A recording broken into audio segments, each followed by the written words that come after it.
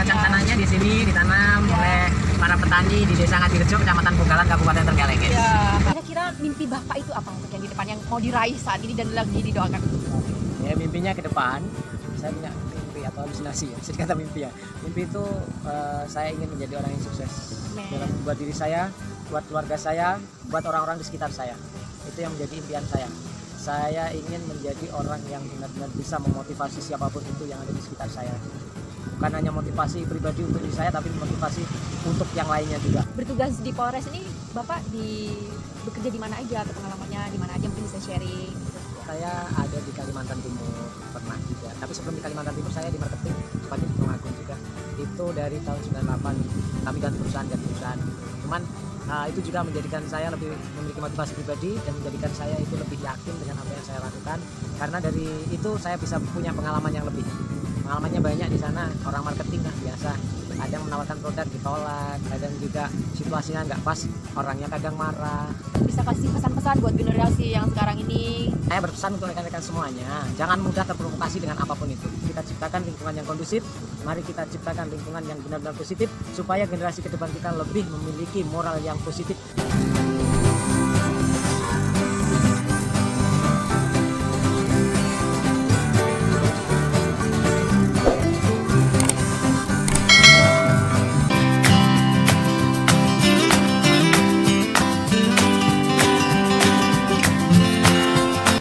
Hai, kembali lagi bersama Joanna Jo. Saat ini Joanna sedang berada di kantor polisi. Tenang guys, Joanna tidak sedang berurusan dengan hukum, tapi Joanna sedang diberi kesempatan untuk mewawancarai salah satu tokoh inspiratif kita semua. Beliau adalah Bapak Subandi, tokoh difabel yang multitalenta, petugas uji praktek SIM C Polres Trenggalek. Aku lagi mengunjungi Bapak yang luar biasa. Bapak, selamat siang Pak. Selamat siang, ya sore. Saking groginya guys ketemu Bapak yang luar biasa ini. Dan Bapak, sore. Halo. Nih kita lagi ngobrol-ngobrol di sini dengan bapak-bapak yang luar biasa banget. Dan setelah mengantongi izin dari atasan, kami melanjutkan perjalanan ke Pantai Gemah yang berlokasi di Tulung Agung untuk wawancara eksklusif bersama Bapak Subandi. So, ikutin terus perjalanan kita ya guys.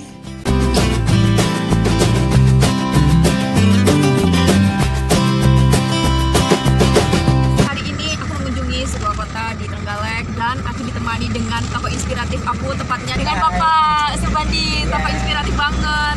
Dia luar biasa untuk jadi gurunya aku. Dan sekarang kita lagi menuju ke sebuah pantai, namanya Pantai Gemah. Posisinya di mana Pak? Daerah Tulung Agung. Daerah Tulung Agung ya. Itu kalau dari Trenggalek berapa jam ya Pak kira-kira? Setengah jaman ya. Setengah jaman ya. Jadi setengah jaman aja. Ini pantainya indah banget. Ini baru pertama kali aku juga ke sana. Bagus banget ya Pak ya. Di view-nya ditemani dengan keliling gunung. Dan sekarang lagi habis petik jagung. Ada yang mulai Ya. tapi udah banyak yang udah dipanen ini, kayak tanah lapang di sebelah saya ini. Ya. Ini adalah lokasi tanam kacang ya. Jadi kacang tanahnya di sini ditanam oleh para petani di Desa Ngadirejo, Kecamatan Bogalan, Kabupaten Trenggalek. Ya. Jadi Anda bisa menikmati hamparan luas sawah di sini yang isinya juga ada tanaman-tanaman jagung dan juga tanaman kacang tanah. Ya. Penduduknya ramah-ramah banget. Terus sebagian dari mereka itu kerjanya memang jadi petani ya Pak ya. Terus di sini ada beberapa juga yang mungkin dekat pantai, ada yang jadi nelayan juga ya Pak ya. Ya, banyak. Ya. Terus banyak sawah-sawahnya juga ya Pak ya.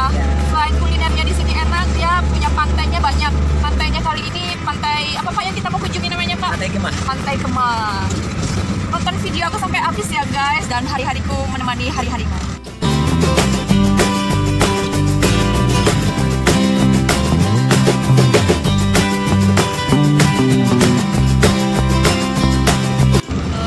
Ini benar-benar menginspirasi aku banget dengan segala keterbatasan. Maaf, beliau ini dia fasih banget nyetir. Nah, lihat tuh, nyetir, dan ini manual, pakai manual lagi. Sedangkan Joanna belum canggih banget untuk nyetir, masih grogi, apalagi kalau ada yang bikin tiba-tiba ngeri mendadak. Pernah itu guys, tiba-tiba ada motor lewat dan aku salah injak, bukan rem tapi gas, jadi aku loncat langsung ke trotoar dan wassalamualaikum sayang. Bandi luar biasa banget ya, bisa nyetir, selain nyetir motor dan memberikan training di Polres untuk uji SIM.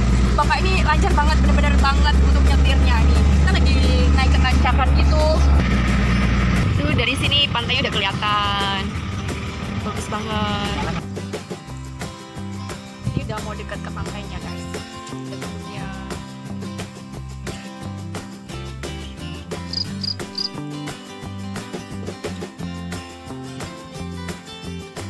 Hari ini aku mau mewawancarai tokoh inspiratif aku banget. Dengan keterbatasannya, dia menjadi inspirasi buat kita semua dan banyak hal yang dia bisa lakukan. Dan dia adalah guru aku dan yang memotivasi aku banyak hal juga. Selamat malam. Kita ditemani di pinggir pantai dan ada suara-suara ombak gitu ya. Suasananya keren banget. Saya nggak ada jagung bakar di sini ya. Sama juga kerupuk. Jagungnya udah pada kering. Iya. Kemarau. Bener.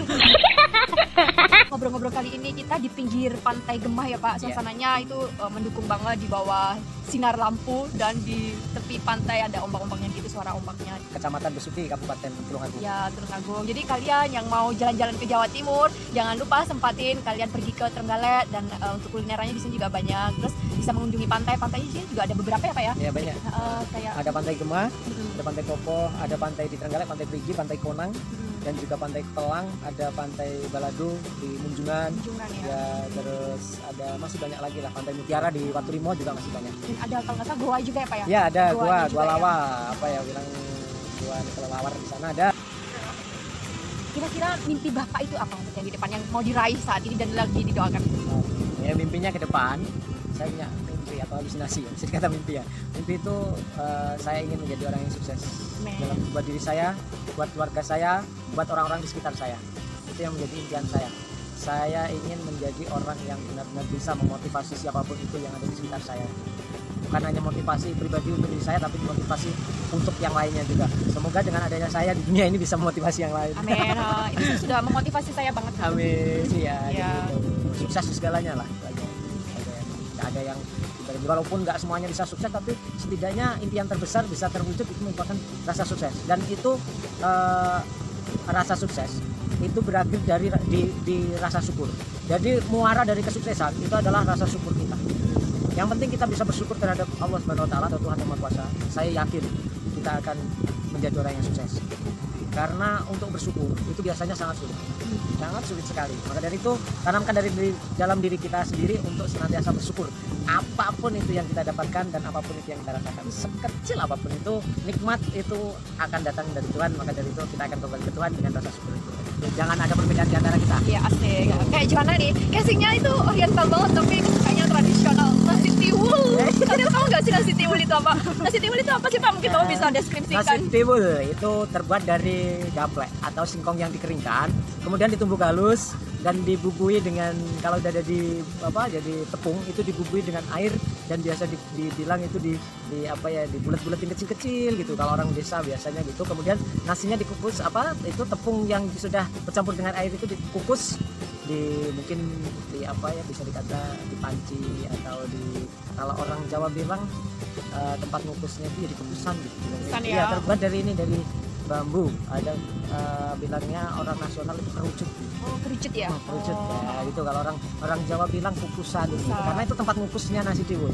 Spesial banget spesial, dari bambu ya. Tradisional dari bambu. Jadi rasanya lebih nikmat, lebih khas ya itu. Itu asal dari nasi tiwul itu dari singkong sebenarnya. Singkong yang dikeringkan. Ya.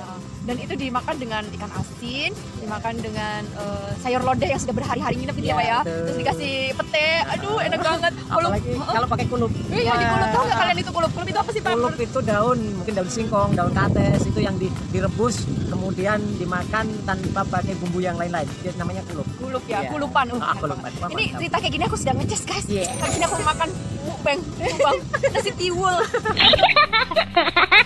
Sebelum bertugas di Polres ini, Bapak bekerja di mana aja? Pengalamannya di mana aja? Bisa sharing gitu. Sebelum saya membantu di Polres Trenggalek ini saya ada di Kalimantan Timur pernah juga. Tapi sebelum di Kalimantan Timur saya di marketing di Tulungagung juga.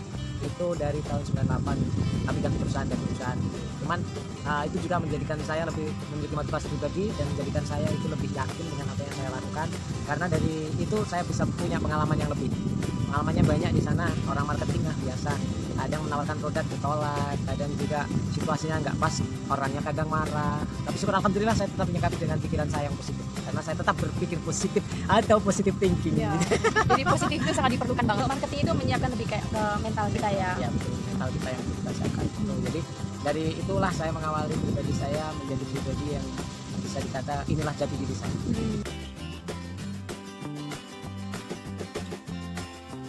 Dia kok berani mencoba hal yang baru, kayak contohnya bisa nyetir ya Pak ya, benar ya, nyetir terus bisa sampai naik motor gitu. Apa yang melandasi sampai mau berani mencoba gitu hal yang baru? Intinya yang dulu belum bisa saya coba untuk menjadi yang bisa. Salah satu contohnya seperti belajar naik motor.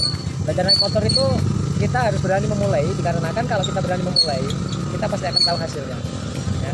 Jadi pertamanya itu, yang keduanya saya ingin saya itu sama seperti yang lain. Jadi kalau yang lain bisa naik motor, saya juga harus bisa dong. Saya juga hidup sama seperti mereka, hidup di publik, hidup di khalayak umum, hidup di masyarakat. Jadi saya harus bisa seperti mereka, walaupun dengan keterbatasan saya. Karena saya yakin di antara keterbatasan pasti ada kelebihan yang masih tersimpan. Bisa kasih pesan-pesan buat generasi yang sekarang ini, apa sih kira-kira yang mau disampaikan pesannya? Saya berpesan untuk rekan-rekan semuanya, jangan mudah terprovokasi dengan apapun itu. Yang pasti kita harus memiliki pendirian. Dan pendirian itu adalah kunci dari moral kita. Moral terdidik atau terbina itu dari awal. Jadi kalau kita di sekolah dasar minimal sudah dikasih pendidikan moral, saya yakin kita semua akan menjadi generasi yang benar-benar bisa memiliki moral atau generasi yang bermoral. Saya kata seperti itu. Dan itu juga terbentuk dari lingkungan. Kalau lingkungan kita positif, saya yakin kita akan memiliki moral yang positif. Kita ciptakan lingkungan yang kondusif, mari kita ciptakan lingkungan yang benar-benar positif supaya generasi ke depan kita lebih memiliki moral yang positif.